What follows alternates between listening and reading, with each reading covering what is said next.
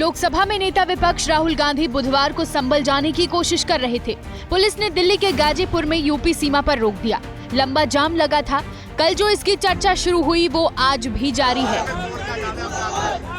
संभल को लेकर जो सियासत हो रही है, उस सियासत ने कांग्रेस और समाजवादी पार्टी की लाइन अलग अलग कर दी है।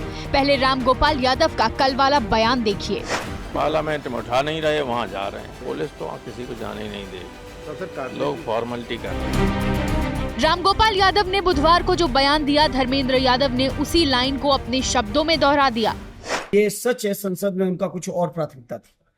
कांग्रेस की लगातार समाजवादी लोग अकेले संभल के मुद्दे पर लड़ रहे थे। कांग्रेस के लोग अडानी जी के मुद्दे पर अलग से वो फाइट कर रहे थे। संभल को उन्होंने प्राथमिकता नहीं दी, ये सच है। असल में कहानी ये है कि संसद में जो कार्रवाई चल रही है, उस कार्रवाई के दौरान कांग्रेस के सांसद अडानी के मुद्दे को उठाकर खलल डाल रहे हैं। संभल के मुद्दे पर संसद में आवाज अखिलेश यादव ने ही उठाई है। संभल जो इसलिए जाना जाता था कि भाईचारे के साथ वहाँ रहते हैं लोग।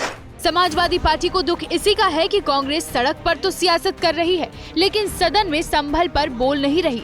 ये हमारी प्रायोरिटी और हमारे लिए संभल बहुत ही इम्पोर्टेंट मुद्दा है, क्योंकि संभल कहीं ना कहीं इस तरफ इशारा कर रहा है कि किस तरह भारतीय जनता पार्टी हमारे देश की एकता, अखंडता और सौहार्द को बिगाड़ने में लगातार प्रयास कर रही है।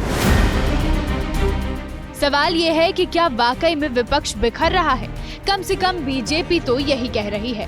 अब ये सारी चीजें पता चल गई कि एक पार्टी कांग्रेस अपने स्वार्थ में सब कर रही है, अपने आप को बड़ा बताने के चक्कर में। अब लड़ाई अंदर की ये हो गई, तो ये सारे गुट बिखर गए, क्योंकि इनकी विचारधारा पहले भी एक नहीं थी।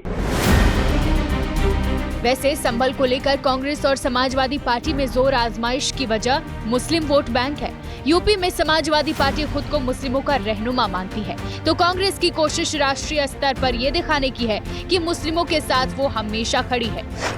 सब मुद्दे पे सब साथ हैं, बारी बारी उठा रहे कि कोई प्राथमिकता, कभी कोई प्राथमिकता, कोई क्रेडिट का सवाल नहीं, ये जुल्म और जाति के खिलाफ उठने वाली आवाज का सवाल।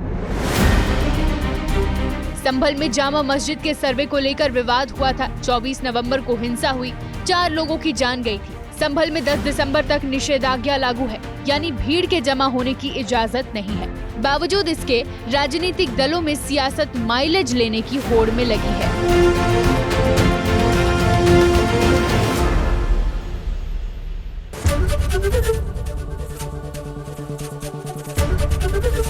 एबीपी गंगा, खबर आपकी, जुबान आपकी।